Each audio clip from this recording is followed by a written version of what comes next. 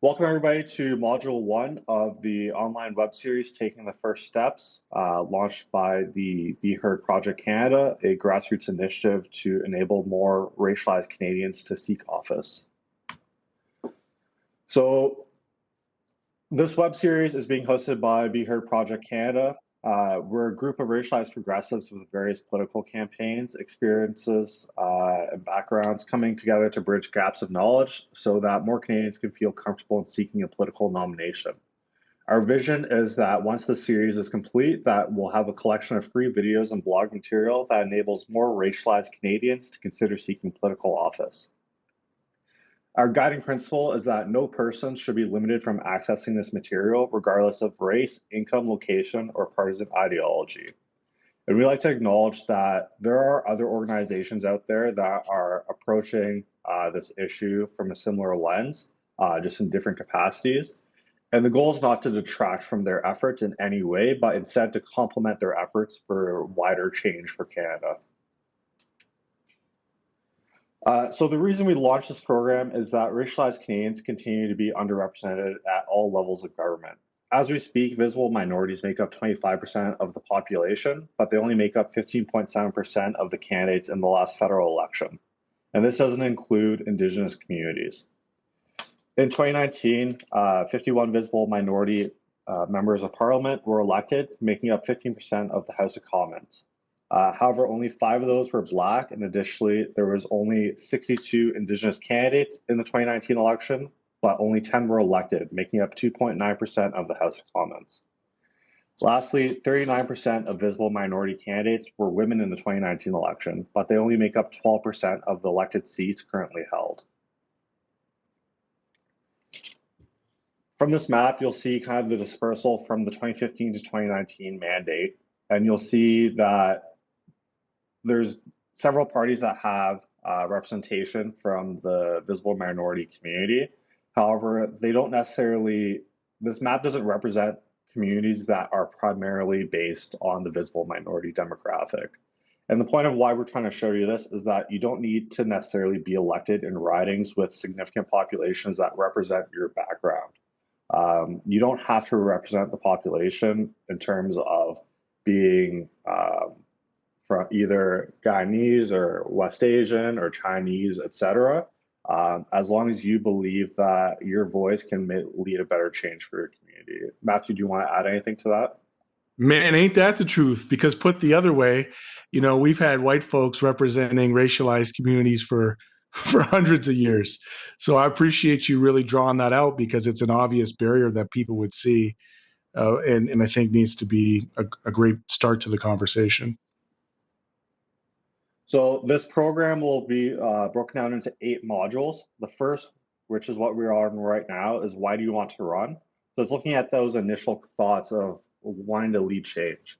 Afterwards, we'll be moving on to the nomination cycle and the process, developing your pitch, organizing your movement, having presence in your community, social media strategy, finances 101, and finally nomination day.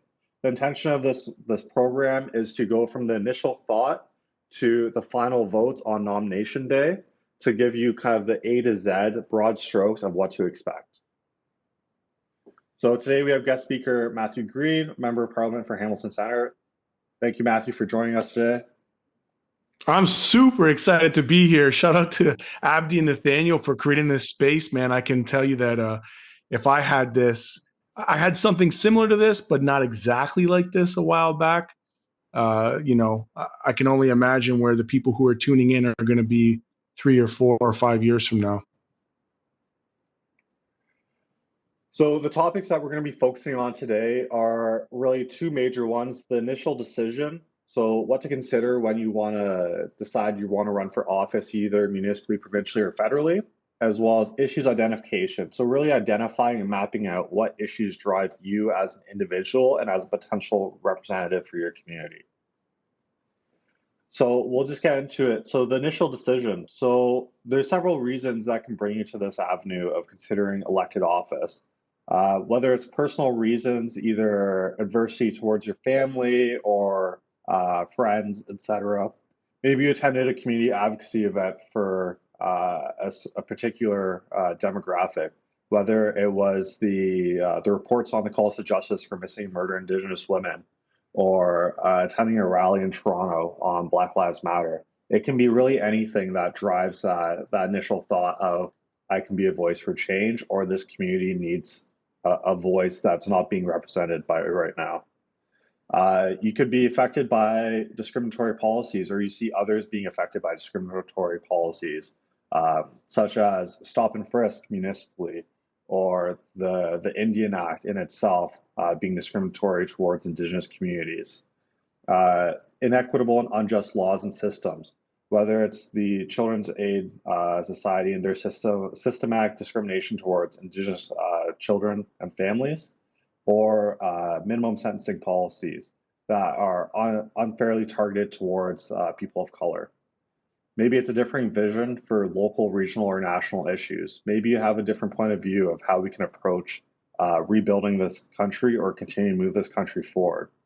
And lastly, maybe you believe that your local representative or your party as a whole isn't addressing concerns of your community, and you want there to be a change finally. Matthew, do you want to maybe add anything to kind of what drove you to your initial decision? I think this is incredible. And I don't know that any of these are an either or. I feel like all of them add into our lived experiences that push us towards what is called a theory of change, which is moving your anger and outrage into very specific actions. We know that the failures in our community, by and large, are policy-based. They're systemic in nature, and that it is often the case that we are forced to deal with the symptoms of bad policy versus actually creating systems changes, which are inherently political and electoral in nature. We can no longer afford to go to elected officials, cap in hand, asking them to do the right thing, asking them to have a conscience, asking them to support communities who have been disenfranchised and disempowered for generations. It is now the time in history where we must begin to organize for ourselves. And what I mean by that is, you look at Hamilton Center here, where we have the third lowest income, household average income in the country. It was always the case that people would be nominated kind of coming from like outside of our community to represent us at the city level, which is why I thought it important to run at the municipal level first. And you've done a fantastic job kind of laying out the steps in your curriculum. Although I would suggest that knowing who you are and knowing who your people are fundamental to building a movement before you really worry about what your pitch is necessarily, or what it looks like within a nomination cycle. So moving on from there, you kind of bridged into that. So after you kind of realize that there's that spark in you that wants to kind of push forward, there needs to be a conscious effort to realize kind of what seeking office and being an elected representative entails. So traditionally, MPs, MPPs, city councilors, in broad strokes, you're representing your community and you're acting as that two-way liaison, not just from the community to that elected council or the legislature, but also bringing back the decisions and information from that larger body back to the community and informing them of how it impacts them. Matthew, maybe you want to speak to kind of the differences or the challenges you faced being not just a city councilor, but as an MP as well. Yeah, do I ever? So I actually, in 2014, ran on the idea of connecting people to the process of government, of decentralizing power, of sharing power. And in the political sense, very much information is the power that is either held or withheld or shared. And so it's even to the point where now I do daily live streams called Parle to the People, which is literally Parliament to the people, or en français, speaking to the people, right? Where I want to ensure that the information I have, they have, because when you leave critical, valuable information that happens at decision-making tables up to the interpretation of mainstream media, which is predominantly corporate-based and white-owned, only specific stories will be told because only specific reporters are hired.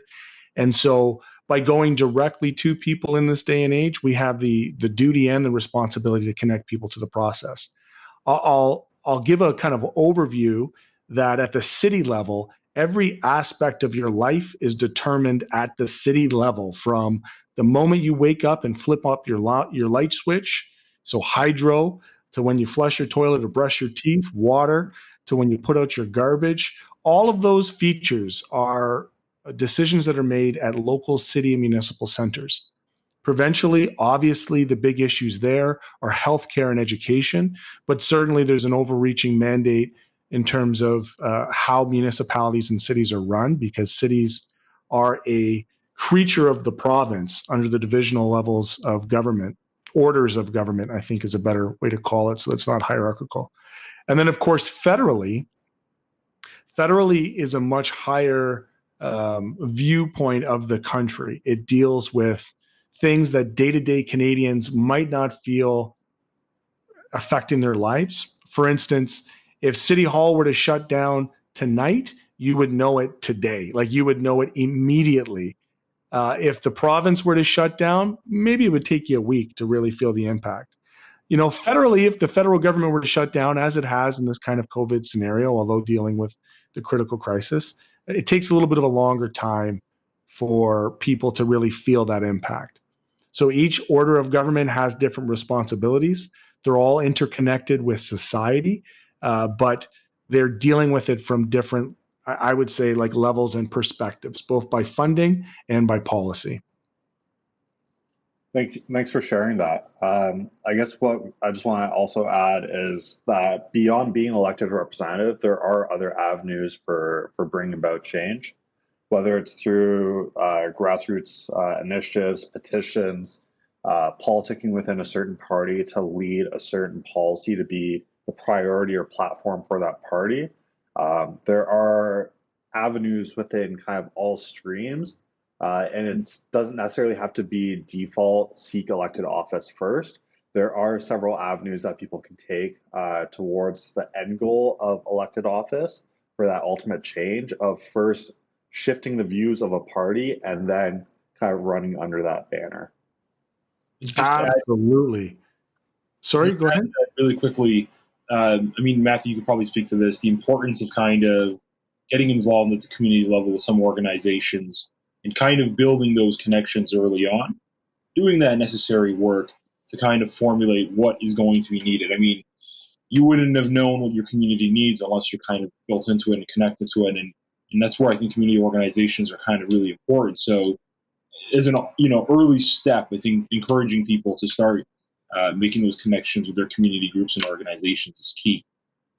Oh man, further to that, look, if you look at where most of the problems of representational politics come from, it's from the parachute candidates who drop into communities simply to get a nomination and win an election. And so I have a mandate when I'm working with young progressive leadership that they must live where they lead and lead where they live. So for myself, I've organized around anti-casino movements. They wanted to push a casino downtown, knowing that our life expectancy was like 61 years of age, knowing that they would get 20% of their revenues from 2% of their problem gamblers, and we shut it down. So there's no like rabbit out of the hat when it comes to politics in this work. It is all about door to door, street to street, neighborhood to neighborhood. If you don't know the folks who own the corner store, if you don't know the imams and the sheikhs, if you don't know, the rabbis and the preachers and the faith leaders and the neighborhood association presidents, in my opinion, you don't deserve to represent that community. If you don't live and contribute, you don't deserve to lead in that way. So the question I ask people when they're asking me for advice, or when they're asking me, mostly they'll go right to ask me for an endorsement. I will ask them, what have you led? Name 3 things that you have led in the last 5 years that have prepared you to take on a civic leadership role.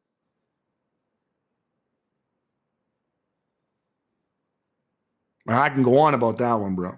No, that's absolutely it. And it kind of drives into that, where your theory of change comes from and what informs your theory of change. And I think it's also an important centering piece. campaigns are long and they're tough, and unless you have a strong conviction to go through all these processes. I mean, just looking at some of the stuff here around fundraising and ongoing support and whatnot, there's a lot that needs to be done. So to have that, real moral conviction to do it, you got to have something that centers you, and that's where you're absolutely right on that.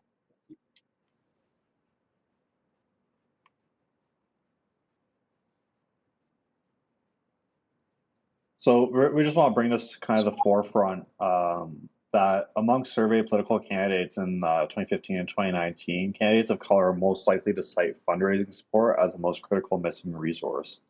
Similarly, they're most likely to cite a need for ongoing expert advisors and a peer support program.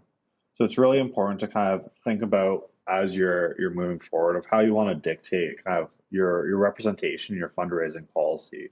Are you aiming for kind of the local donation policy that reflects the income level of your community, of maybe smaller donations of $2 to $5 at a time? Or are you looking to really go with those bigger stakeholders of, say, a law firm or an NGO or anybody else, and kind of going for those big ticket items? And when you're considering those, consider about how that actually reflects on you as a candidate and your values and what the motto that you're trying to push forward on. Matthew, maybe do you want to speak a bit more on that? Yeah, this is about relationships. And I think where party politics has failed is it shifted towards a shopping for votes strategy, which was mostly about transactions. And so they would value larger stakeholders that had deeper pockets. This is definitely the malaise of both the conservative and the liberal governments.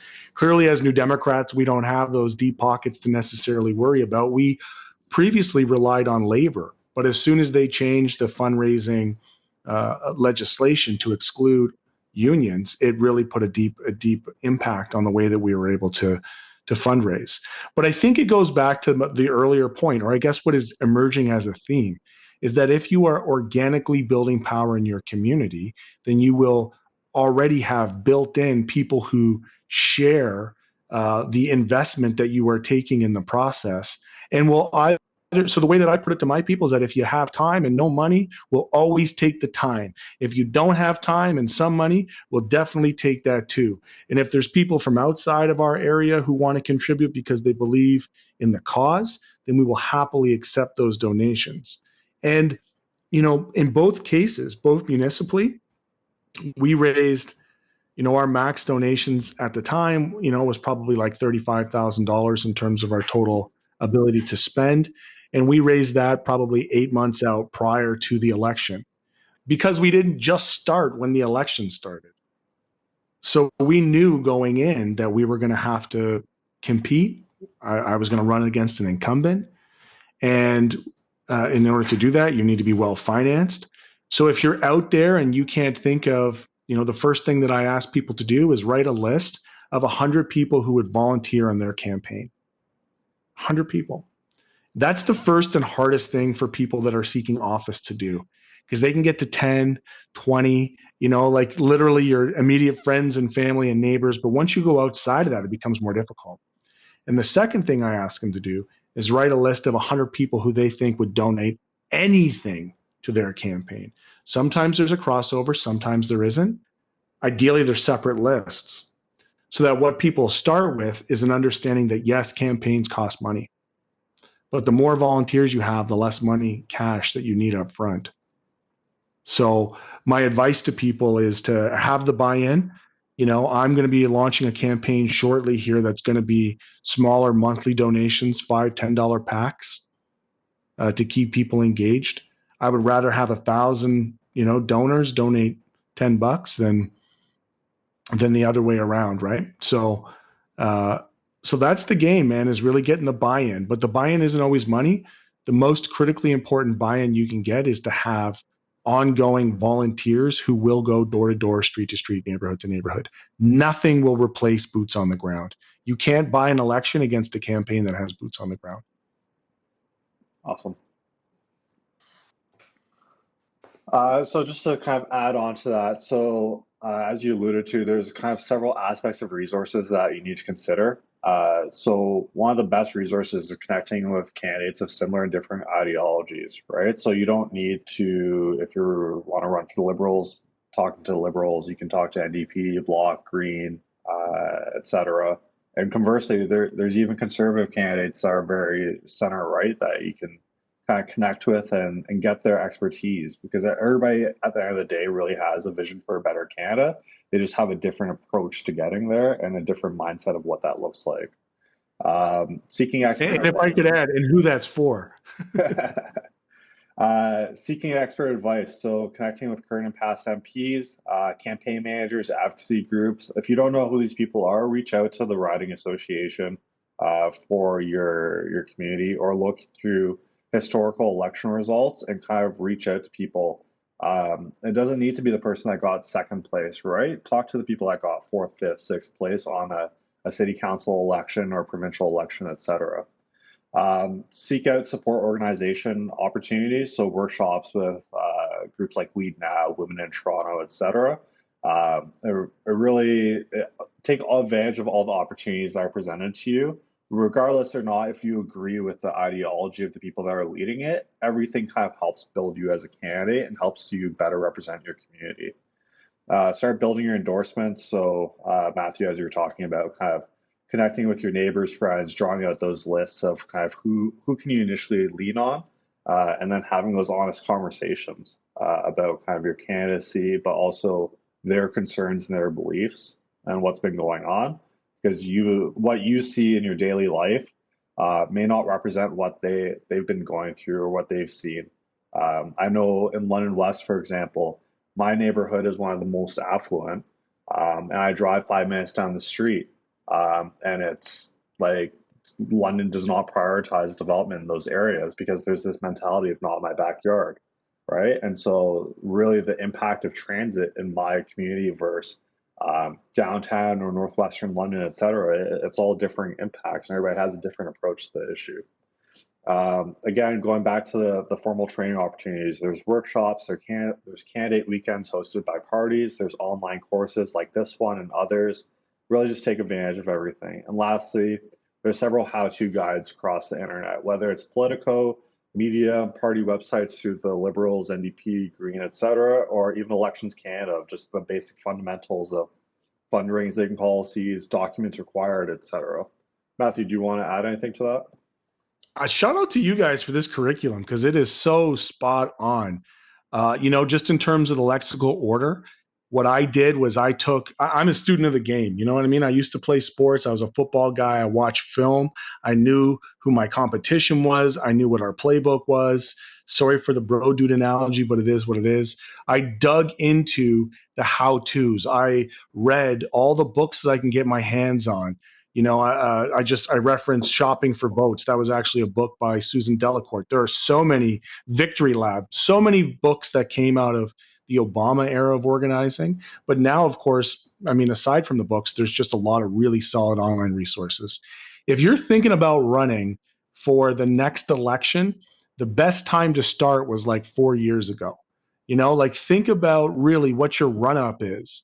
And I would also put that these training opportunities that folks are taking through this module, which is phenomenal, by the way.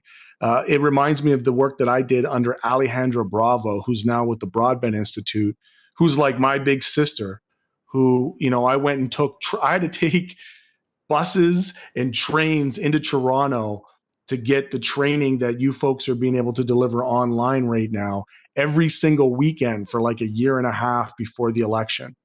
And that's critically important to know the systems and principles of electoral politics, because it's very much like the Wizard of Oz.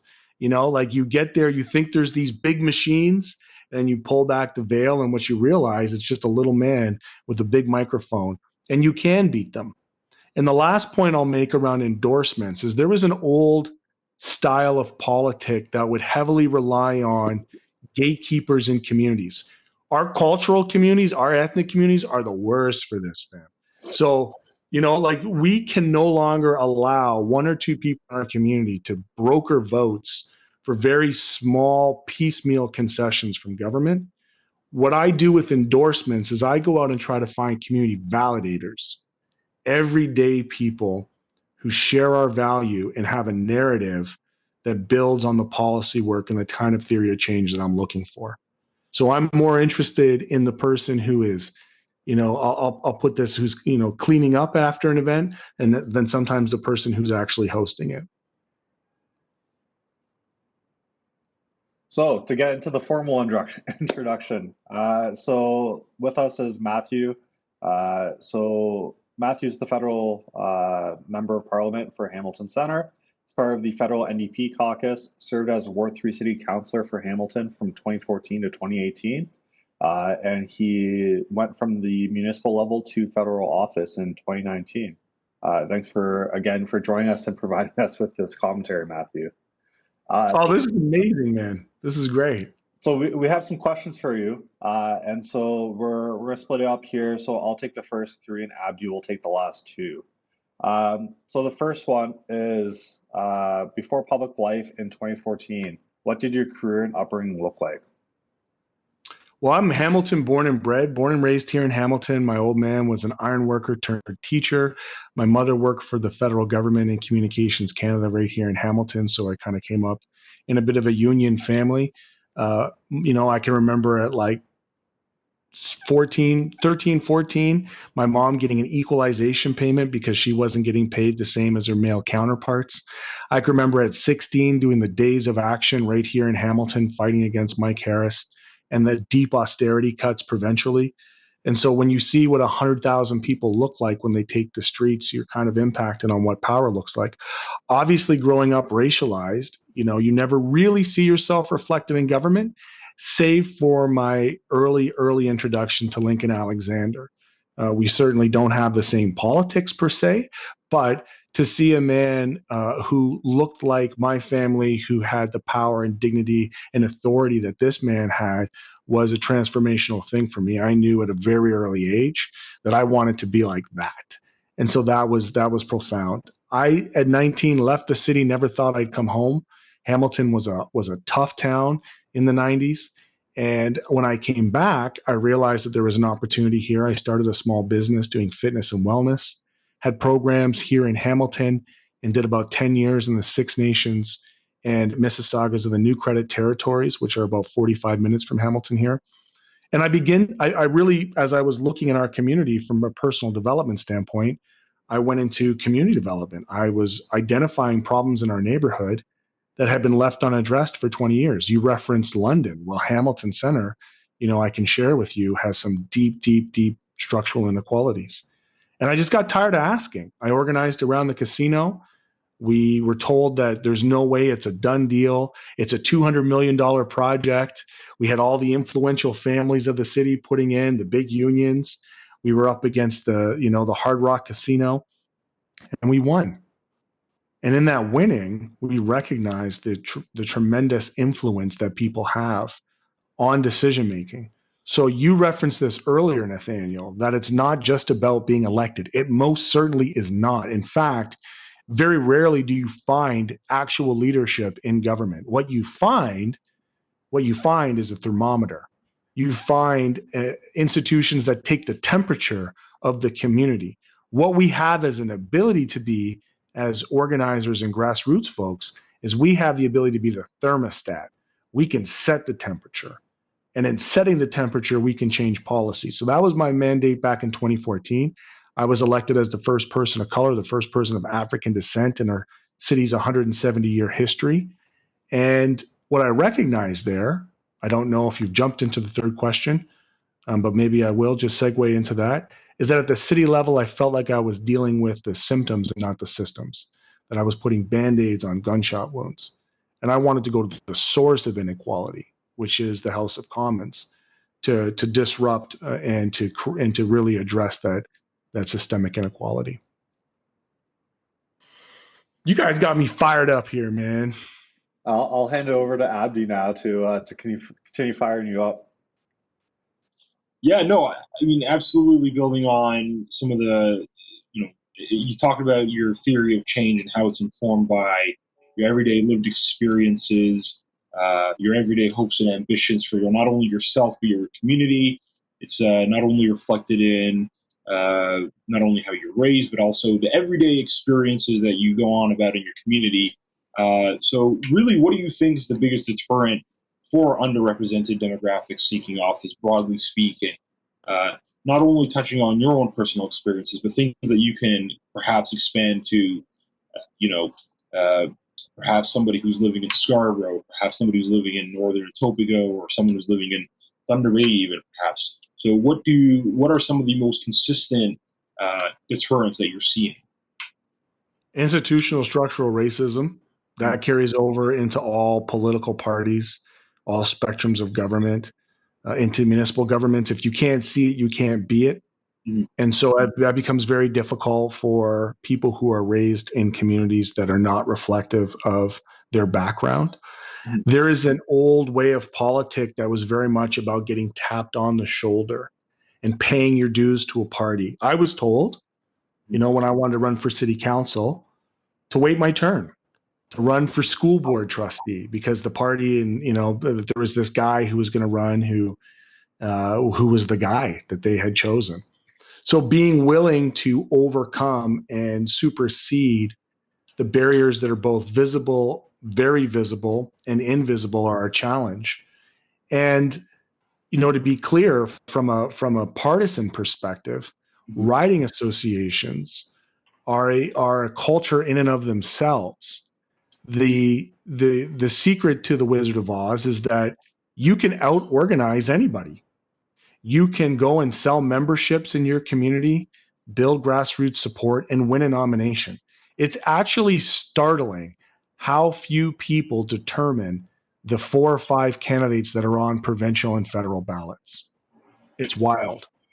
And so in order to do that, though, you have to know the ins and outs of the party, because there are ways in which you can be systemically excluded through, the riding association sleights of hand, if you will. So they can move the goalposts on you, which is why reaching out to experienced people is very important, because they'll tell you, how it is in terms of making sure your memberships count, making sure they're in on time, all the tricks that can be played to keep people out of a nomination. No, you're absolutely right. I think when we talk about structural racism, we don't think about it how it plays on a micro level. I mean, who thinks about riding associations and the process that it takes to be on a riding association or be the riding president, and the undue influence or power that those individuals and key organizations have. But on the flip side, could you talk about some of the biggest advantages of being a minority candidate or being from an underrepresented community? We don't want to paint it as all doom and gloom. Of course, that these communities are bringing something forward, and these people are bringing something forward, and that they definitely have unique advantages. From your own experience, what do you think those have been? Well, I think that there's been a political class in this country for quite some time, sometimes very directly related. There's a nepotism in politics that's very clear.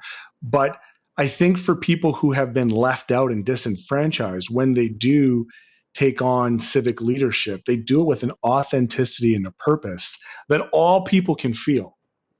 So it's not about a political class that is just coming in to maintain power or to seize power, but I feel like people who are coming in with a moral compass and a fearlessness, and quite frankly, a resilience through lived experience, that there's just a little bit of a different stuff that is made out of. And I'm not just talking about race or religion, but also class, and most specifically class, right? Because if you were to look at the desegregated data of all the people who are there. I have a university education. I'm very privileged in that way.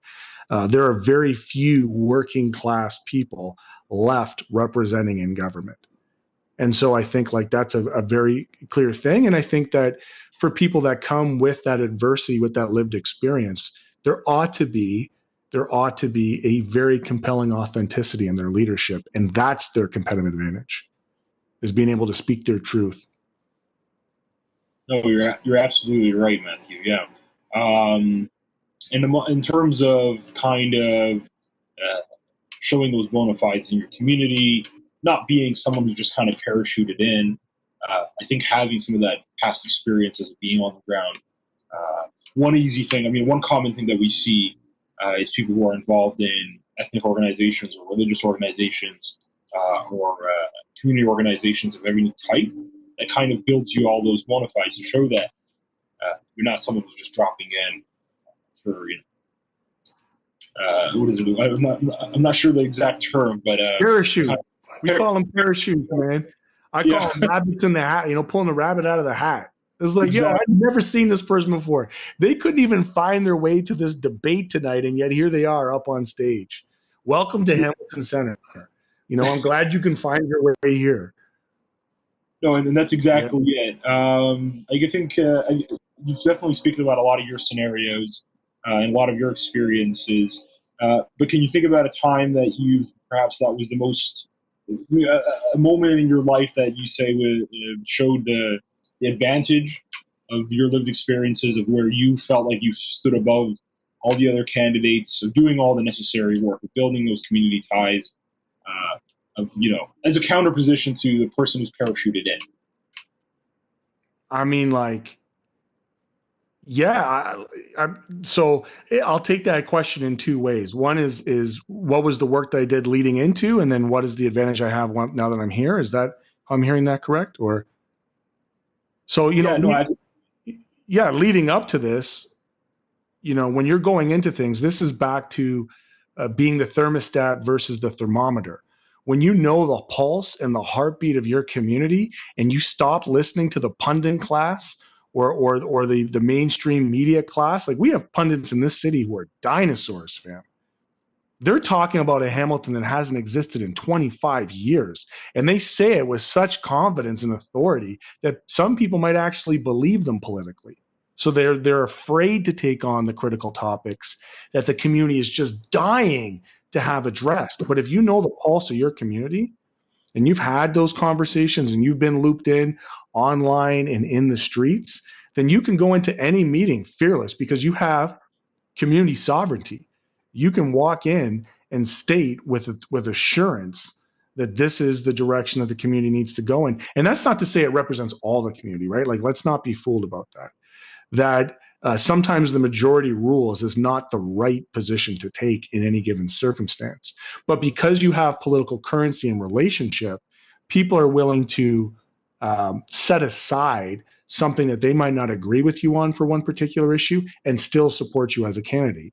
In Hamilton, for instance, we pushed on an LRT in 2014. Very divisive issue. Very divisive. I was very pro LRT. I was one of the only candidates to take a very clear stance on it. Everybody else was trying to play the middle fence, and I won in a bit of a landslide, relatively. Now, once I got here, you want to talk about the privilege of being, having a seat at the table. This week, I stood up and demanded that the former Toronto Chief of Police, Bill Blair, apologize to the Black community for the irreparable harm of his policy of street checks and racial profiling.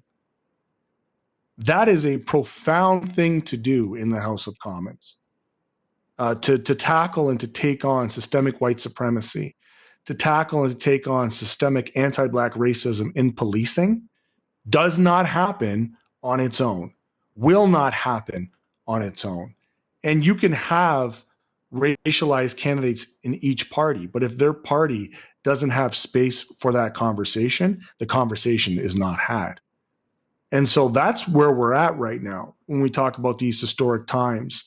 That for the folks that are watching, that are fed up with half measures and the faux-aggressive language of government, that if you want to go and call the question, you can do that both in the streets, and that's a very important thing to set the temperature, and also in the House of Commons or the legislature or the city council or the school boards. Let's not forget that.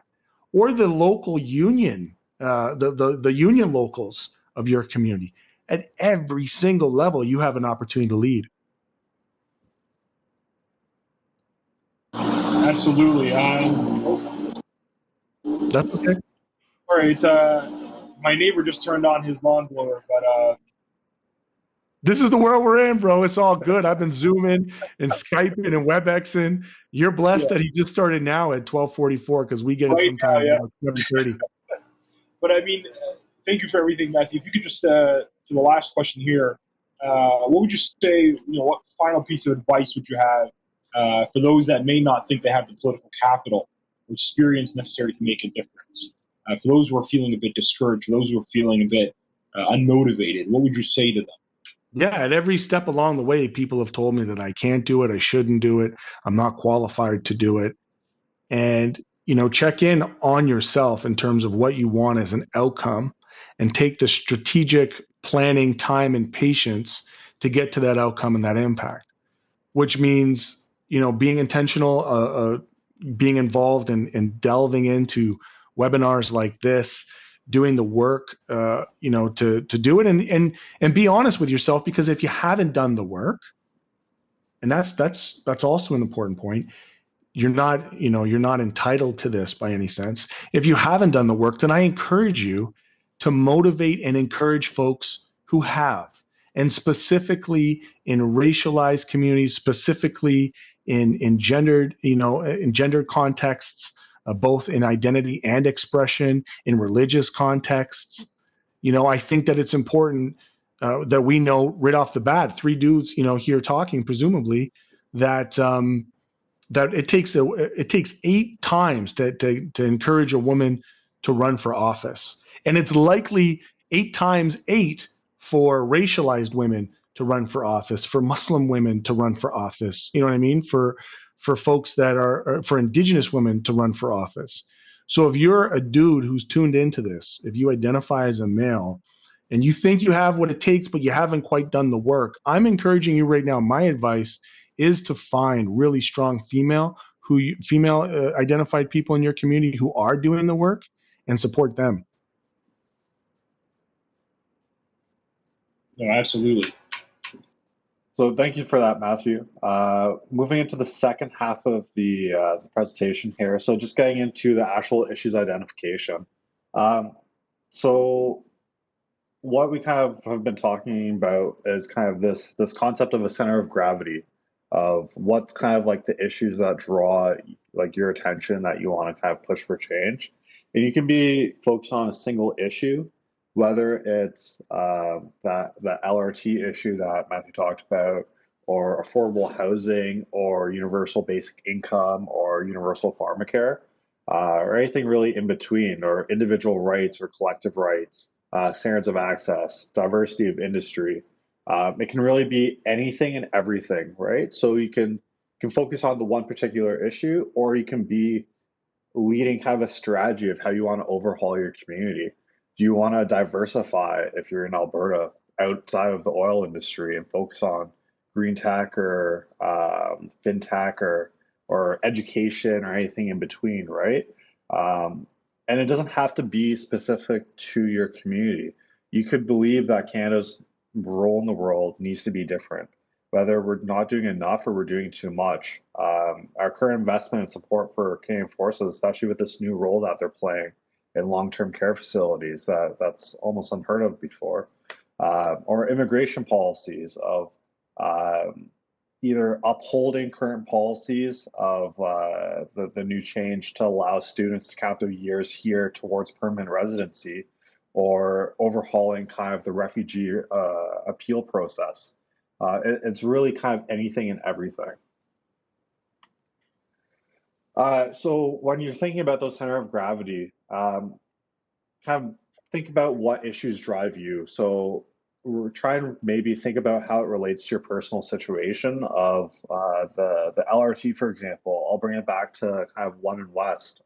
For years, I had to take the bus to high school and to university.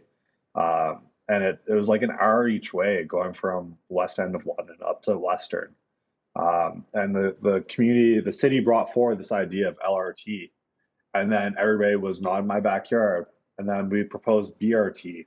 And then again, not my backyard. And what do? We cut down bus service. And so it's just kind of these individual identifiers that maybe have motivated you to kind of push for that change. Maybe it's stories of family or friends that have been piled up with medical bills, or they're struggling to find a job that lasts more than 6 months at a time, or they're struggling to make ends meet between increases in rent or mortgage markets, and the increasing cost of food. Maybe it's the struggles of your local community, right? So whether it's London or Hamilton post-2008, the struggle of losing most of your industries and heavily relying on public service investment, Or maybe you're in the north and you're struggling with food sustainability and security, or access to telecommunications infrastructure. Maybe you're observing issues locally, regionally, nationally, or internationally, whether it's the spark of a contentious mayor or city councilor, or the divide in the United States or in the Middle East, or what's going on in Lebanon of the financial collapse. It really can be anything that kind of drives you. And lastly, maybe you just have a different vision for public and social policy. Maybe the governing party that has had legacy in your area, whether it's a city, province, or federally, has been going about it in a way that you don't agree with. And you think that more needs to be done. Every party has this. And you don't necessarily need to even be part of a party, right? You can look at independent candidates. The former Attorney General for Canada is now an independent candidate, and she strongly won her riding in Vancouver Granville, and she is still speaking up for what she believes in. So you can really kind of approach it from any angle, and just the belief that don't discount yourself just because you have a different view than the party you identify with or the community you identify with has been sold kind of in the media or elsewhere. Matthew, do you want to maybe add anything to that? Yes to all of that. Yes to all of that. Like I think you talked about the center of gravity. I think that's a very important thing, is to be rooted in your own moral compass that allows you to make decisions easily. And if you are going to come into this with integrity and try to hold it, you have to know that in a party system that there will be some compromises. The decision is up to you in terms of what you're willing to compromise, big or small. So I know what the circumference is of my compass and what I simply will not go beyond in terms of compromise. I'm just fortunate enough to be in a caucus with 24 people in a party that strongly happen to support 95% of my political ideology, which is great. And it's also the case that your ideology evolves on specific issues the more information that you have. It should. If you're a progressive, it should evolve with the more information that you have. So you might come into government thinking one thing based on the very little information that we're provided with in the public, and get a deeper understanding of it and actually change your perspective on something. That's okay too. So I think that those are all important things. And I think that the principles should underline, the systemic changes that you're seeking as you've identified across all aspects of your work. I think you bridged into kind of this last piece of our presentation here, which is really mapping out the identified issues. And as you've said, as a progressive, your ideology and your approach to policy can evolve over time, right? But it's important to be educated and understand what level of government is responsible for your identified issue. If you want to overhaul healthcare system, for example, maybe federal is not the best alignment for you unless you're really trying to be a strong advocate for increased transfer payments, with the understanding that a majority of like hospitals and beds, et cetera, is kind of under the provincial purview. But likewise, don't discount yourself just because that like the one issue is under a certain level of government in terms of the constitution or legislation or anything like that. Consider what you would do differently, and kind of write that out and think about the cause and effect of, if you do X differently, how would you fund that? How would you change it? Who would it impact positively and negatively? And that really gives you kind of a holistic view of not just for your own consideration, but for when others ask you, so that you're not caught off guard. And you've really kind of given the thought to it about that relationship of changing policy. And Matthew, maybe you want to add anything to that? Yeah, I would suggest it might be counter to what you've said, that don't allow people to tell you what you can and can't take on in different levels of government. So for instance, as a city councilor, I took on the issue of payday loans. Payday loans are clearly a provincial mandate, but I found levers at the municipal level to be the first city in Ontario to regulate and license payday loans, to force them to post their rate of borrowing and to force them to be more transparent with the agreements that they are contracting people to. I also pushed for a Blue Dot motion, which was Hamilton's first environmental Bill of Rights. We were the first city in the province to adopt that. And it's possible that people could have said that that's not within the purview of curbside politics of municipal government, but I did it. And as it relates to healthcare, I want people to be very cautious about accepting the government line of what is and what isn't the government's responsibility as it relates to healthcare. Because I'll remind people that it was Tommy Douglas at the federal level that instituted a national Medicare system. And so we have a shared responsibility through all orders of government, a shared responsibility to work towards the best services and programs for Canadians and people living in Canada. And so I view government as a platform to sell big idea to people who are both voters and non-voters. Everybody's a taxpayer, by the way, so never fall into that trap. To get people to dream bigger. Because what we're going to find coming out of COVID in all levels, all orders of government, is everybody just pointing their finger saying it's not my responsibility. And we have to reject the premise of that statement. I told you got me fired up, man.